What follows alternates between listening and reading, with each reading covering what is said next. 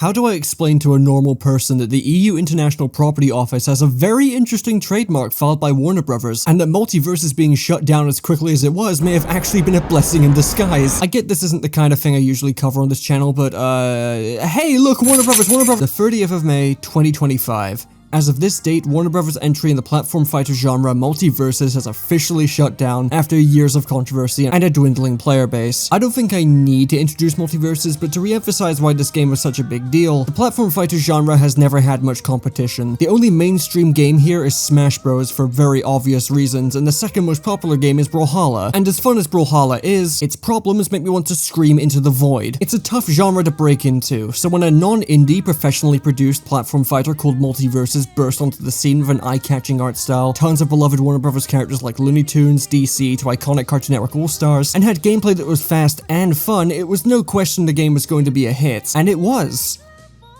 So what happened? MultiVersus is easily one of the most high-profile failures in recent memory, going from an incredibly popular and widely beloved game during its beta that was backed with tons of free publicity from YouTubers and streamers alike, only to quickly fall into the palms of corporate greed amidst the large company merger and change of leadership, the developers being bought out, and updates to the game becoming more and more disappointing as the game's quality tanked. Now, I wasn't exactly a devout fan of MultiVersus. I only played the game for around 16 hours during the beta and only played it a handful of times at a friend's house sometime after it officially launched. But I do have some pretty fond memories of the beta, and I feel like I'm qualified enough to talk about how badly the official release fumbled the bag in comparison. There was a lot riding on this game, and seeing it crash and burn, while justified, was definitely a little depressing. So here's the story of how MultiVersus went from a leading competitor in its genre to an utter laughingstock that may or may not have been sabotaged by the behind-the-scenes nonsense happening at Warner Brothers at the time. Now, to be clear, this won't be a comprehensive breakdown of the game's entire development history, the people behind it, or whatever. Today we're just focusing on the game's fall from grace, as really that's all that 90% of you watching this video care about, and it's all I care about as well. Also, I didn't record my own gameplay for this video because the game is essentially f***ing dead and most matches are filled with bots anyway, so please spare me for using other people's gameplay. They will all be linked in the description. So anyway, MultiVersus caught a lot of people's attention for a good number of reasons. Obviously, the game's production values helped it stick out since the majority of platform fighters outside of Smash Bros tend to either be indie ventures or just have far lower budgets than expected for a game of its scope. And the large variety of Warner Bros IP featured in the game and the characters that were picked were a particularly big factor towards its success. It's almost impossible for a completely original platform fighter to become hugely popular these days. Obviously, Brawlhalla is an exception if you avoid the insane amount of collabs they've done. Seriously, you can play as The Rock in this game, but a lot of the appeal of platform fighters comes from the crossover side of it. Seeing your favorite characters from different franchises cross over and beat the absolute shit out of each other is inherently cool and fun, and it helps sell people on the game who would otherwise be completely uninterested. It's the sole reason why Smash Bros is as big as it is, and if Kiryu isn't added in the next one, then I'll make sure the next Nintendo Direct opens with Sakurai like this. But obviously aesthetics and characters alone aren't enough to keep people coming back for more, so how was the actual gameplay of MultiVersus? Well,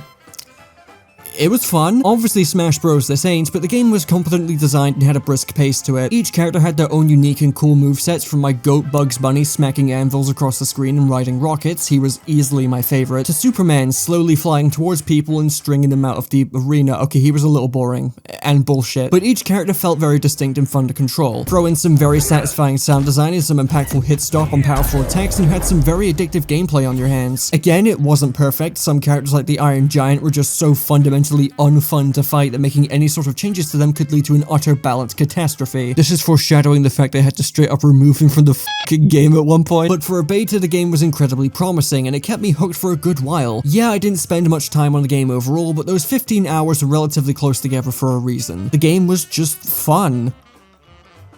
But you know, there was some absolute fuckery afoot here in the beta, and there were some pretty telltale signs that this game wasn't being managed in the best way. For one thing, microtransactions. Microtransactions. In a beta. Sure, they weren't the most egregious microtransactions ever implemented, but let this be a sign of things to come. Throughout the beta, there was also a bit of confusion over the characters they chose to add to the game, as it felt like a lot of character slots were just being wasted. Now, I'm not going to act like adding LeBron James wasn't objectively hilarious, but when it came to the official first few seasons of the beta, there were some very confusing decisions being made, from adding 2 Gremlins characters a month apart from each other, releasing Morty before Rick for some baffling reason, adding Black Adam for no other reason than promoting the movie at the time, time, which just doesn't make any sense. No one playing MultiVersus is going to be watching Black Adam. The hierarchy of power in the DC universe is about to change. Well, no shit. And then in the second season of the beta, they added Marvin the Martian, and that was it. He was the only new character they added to the game before they shut down the beta. Marvin the Martian, out of every other Looney Tunes character they could have picked. They also had an all-new original character called Raindog. Everyone's made fun of Raindog already, but seriously, who invited this guy? Definitely my least favorite industry plant. At least Jeff the Land Shark is fun to play. But whatever, right? The game was fun. It was pretty damn popular at the time. I think it had something like over 100,000 concurrent players on Steam. It was a big deal. But obviously, even though the game now had a core player base, a game like this isn't going to stay that insanely popular for too long unless more content comes soon. And at the time, you could see that day by day more people were slowly losing interest. It still had a healthy player count, but here's the thing. The game could have possibly circumvented the whole thing and kept its momentum if it wasn't for the Season 1 delay. The first season of the MultiVersus beta was supposed to release on August 9th, 2022, which was set in stone for a good while. But then for some completely unknown reason it got delayed and released a full week later. Believe it or not, I think if the season had just been released when it was intended to, they likely would have kept their momentum going. The day Season 1 dropped was the day the game's player count started to decline much faster than before. To this day, there's been no given reason for why they found it necessary to push the season back, with many people theorizing that Warner Bros. Was responsible, since it was during that month of 2022 that David Zaslav started going crazy with the company's tax write-offs and generally meddling with all things Warner Bros. Related after they merged with Discovery. The devs said this wasn't the case, but they never actually said what the real reason was. So yes, I genuinely do still believe that Zaslav going mental during that 1 week in August had some effect on MultiVersus, whatever it was. Again, it's probably silly to blame the game's player count declining on an update being delayed by like 6 days, but the signs that the fad was starting to die down were clearly there, and the season getting delayed was not going to help that. But anyway, despite its problems and many foreboding signs of mismanagement and greed, the MultiVersus beta was a pretty huge success and people were loving the game. Despite the player count dwindling and the fad dying, it had a core player base who would no doubt support the game's promising looking future. What the fuck? So yeah, in early 2023 it was announced that the MultiVersus beta was being shut down and that the game was planning to have an official relaunch the next year. And this was arguably the biggest mistake they made with MultiVersus because, like,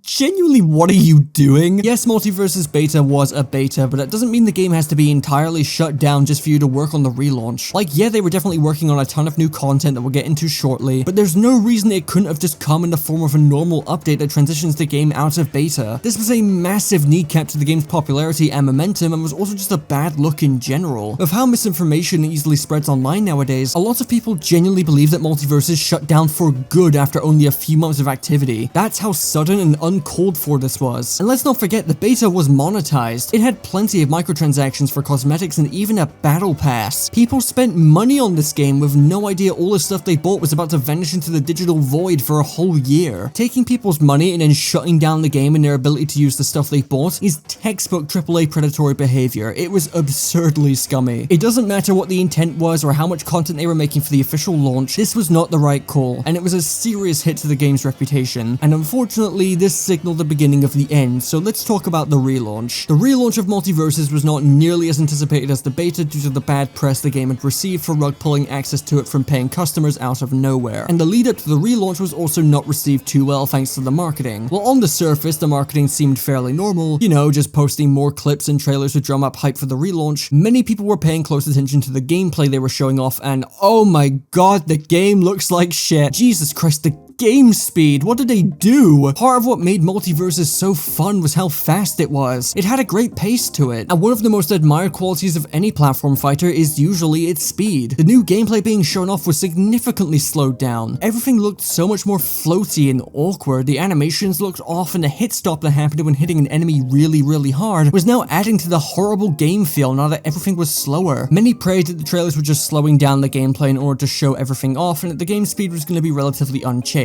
But honestly, this was some very desperate but understandable cope. The game finally relaunched on May 28th, 2024, and while for the first few days it managed to get back similar numbers to the beta launch, people were very divided on the quality of the game. The concerns over the footage were very well founded. The game was so much slower now and felt so much worse to play than it looked. It was still a playable game with its own unique quirks, but it was so much more boring and unsatisfying. Strings and combos were way too easy to pull off now due to the floaty physics, making characters like the Iron Giant and absolute nightmare to play against. Again, they had to remove him from the game for a while. The feedback of getting hit by something, experiencing sluggish hit stop, and then slowly falling through the air was awful. And you combine that with how big the character models were compared to the microscopic sizes of some stages, and it just God, it sucked! From a gameplay perspective, there was still some fun to be had, and the game still had its own identity with the perk system and focusing on 2v2s rather than free-for-alls. But compared to how it was previously, it was pretty damn rough. And while future updates would seek to fix the balancing issues, fixing Iron Giant for one, there were so many more confusing gameplay changes being made, the most evident of which being the introduction of shields, an addition that conflicted heavily with the game's focus on dodging and parrying attacks. They were slow and weren't fun to use, and they sucked to play against. But while the gameplay side of things was still at the very least acceptable, the same could not be said about the game's progression system and rampant microtransactions. As dumb as it was to put microtransactions in the game's beta, they weren't the worst thing ever. The finished version of MultiVersus, however, has some of the most despicable paywall progression I've ever seen. Sure, a free-to-play game has to make money somehow, but paywalling other unlockable characters in a platform fighter is all kinds of messed up. Sure, they weren't entirely paywalled, you could theoretically unlock every character in the game for free by grinding in-game currency, but as you can probably imagine, that takes forever, and the reason it takes forever is so you get sick of the grind and hand over your wallet. It's the oldest trick in the microtransaction book and effectively made MultiVersus a pay-to-win game. They did add this new thing called Fighter's Road to help make unlocking all the characters for free more straightforward and less grindy, and while it did somewhat accomplish that, if you wanted a specific character over all the others, then, well, tough shit unfortunately. You have to unlock a bunch of random characters you don't want to play before you finally get the one you wanted the whole time, making the grind feel even worse, especially since any new characters that were added to the game were poorly tacked on to the very end of the road itself, so they by far took the longest to obtain. The effort put in to try and earn every single character without spending money was just not worth it. The progression system and unlocking characters was awful across the board, and in my eyes made MultiVersus one of the greediest games I have ever seen. And this is probably worth noting, but when MultiVersus began development, it was back when Warner Bros. Wasn't merged with Discovery. The game was released shortly after the merger completed and when David Zaslav became CEO, and while the monetization back then wasn't great, it's clear that the relaunch had Warner Bros.' filthy little handprints all over it. David Zaslav is a money-grubbing jackass who will do anything to pull his company out of debt, even if that means crippling the progression and player retention of an already profitable game just for a short-term boost in revenue. I do not believe for a second that the way this game was monetized was a conscious decision made by the devs. It's a clear result of how much Warner Bros. Has changed and evolved since the game's beta launched in 2022. The higher-ups didn't care about creating a sustainable live service experience and just wanted to squeeze as much money out as possible until players got fed up and left, and the disappointments just kept rolling in. The single-player campaign was lazy and uninteresting, the game's ranked mode was mysteriously absent despite being in the fucking beta and took until the second season to be added, and the questionable character choices were really starting to take the piss at this point. While Season 1 had a strong start with the addition of the Joker, Jason Voorhees, and Agent Smith, they wasted a slot on the Banana Guard from Adventure Time as like a joke character, and if the game hadn't been shut down for a year and had a better roster, this would have likely been seen as the funny meme pick that it was, but people were just annoyed this was wasting character slots for the joke pick. Season 2 added Samurai Jack and Beetlejuice, no complaints there. Season 3 added the Powerpuff Girls, that's fine, but then there's Nubia.